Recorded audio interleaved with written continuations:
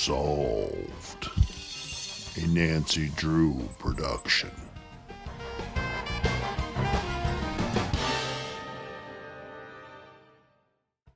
Tonight's episode, Witness Testimony. Act 1. Your Honor, we'd like to call our first witness, David Seawater. You may proceed. And how do you know Mr. Allen? About halfway through the school year in 1960, my mom enrolled us at Santa Rosa Elementary School in Atascadero, California. Please continue. I remember the first day in the principal's office, my mother enrolled my sister in, I believe she was in second grade. I was in fourth grade. I remember walking into the room and meeting my teacher. This was the first male teacher I'd had in my life up to that point. And I remember walking in, and here was this gigantic man. Did you ever attend car races at the Riverside International Raceway with Mr. Leigh Allen? In the fall of 1966, Mr. Allen had come back down to our place in Paso Robles, Oak Park, where we were living at that time, and asked my mother if he could take us to the racetrack down in Riverside, California. And they were doing some racing down there over the weekend, and he wanted to be down there and check it out and watch it.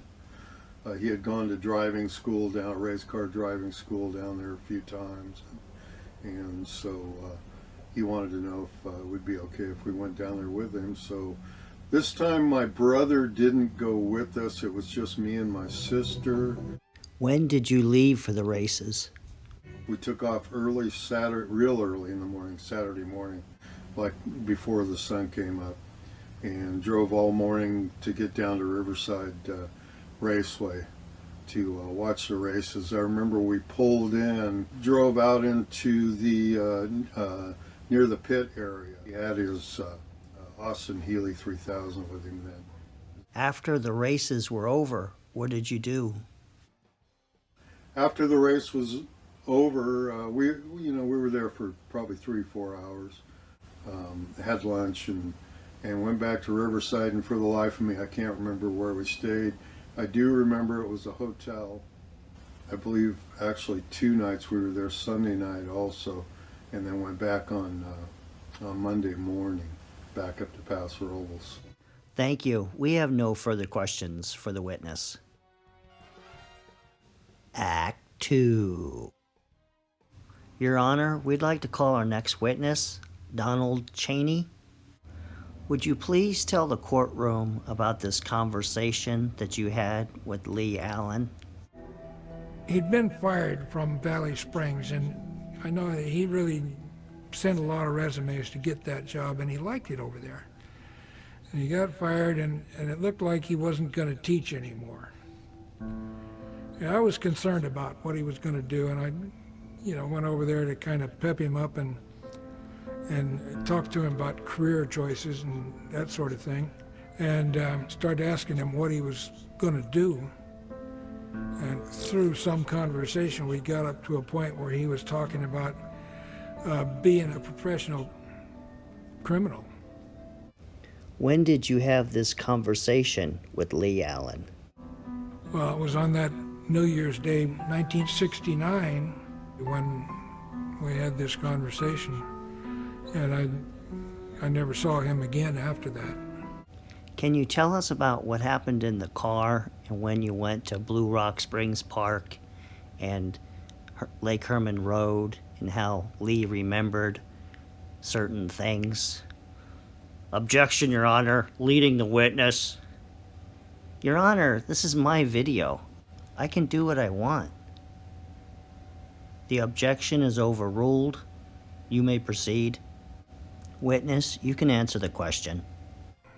So we got in the car and he drove me up to Blue Rock Springs Country Club.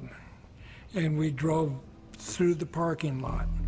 He talked earlier when he talked about setting up this random killing situation. He said he knew some places where they parked, and he drove by there and showed me that place. And then after we passed through there, we went back around to Lake Herman Road and came in past that site. And we stopped there, and Lee seemed to want to linger there and look at the place. And he described what he would like to do to some girl at that place. And it wasn't pretty. When I was sitting there at that spot, he kind of kept slipping from future tense into past tense on some of what he was saying to me there. And I began to think maybe this is something that was already history.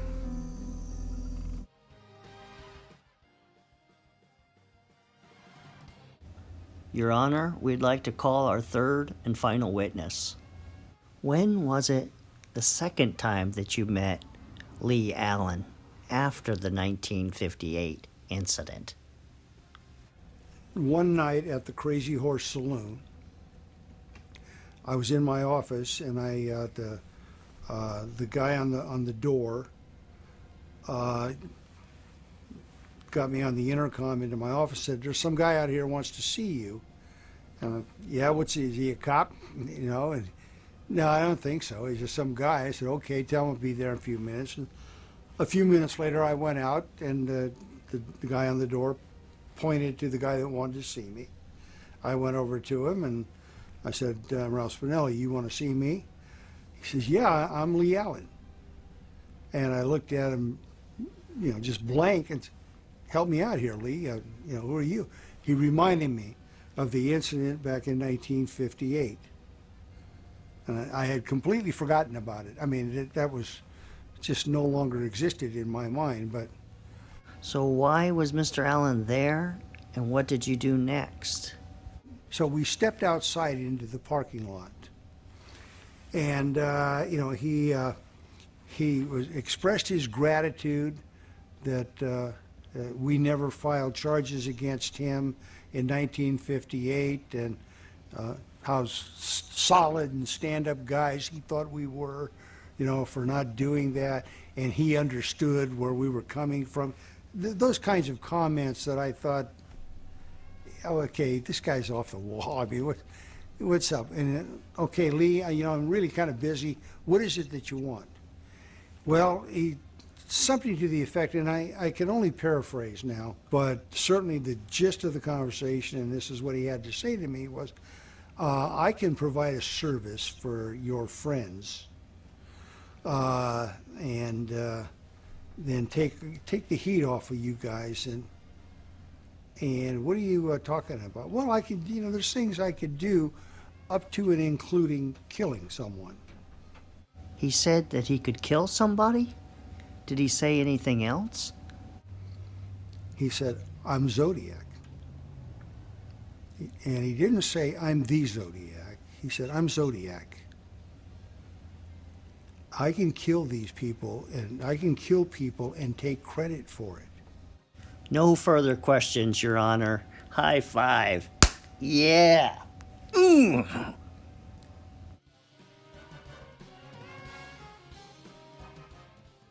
Epilogue.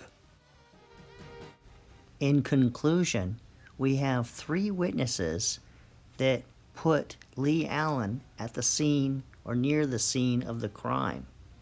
And so the question is, why don't people believe these witnesses? Each witness doesn't really know the other witness. So you have the first witness, David Seawater, stating that he was in Riverside at the time Sherry Jo Bates was murdered with Leigh Allen. And then we have Don Chaney, who says that Leigh Allen talked about putting a pinlight flashlight, taping it on a gun, and taking him to the site where David Faraday and Betty Jo Jensen were murdered, and the site where David and Darlene were shot. And then finally, we have Ralph Spinelli talking about or claiming that he killed Paul Stine. Leigh Allen told him that he killed Paul Stine. So why don't people believe that Leigh Allen is the Zodiac Killer?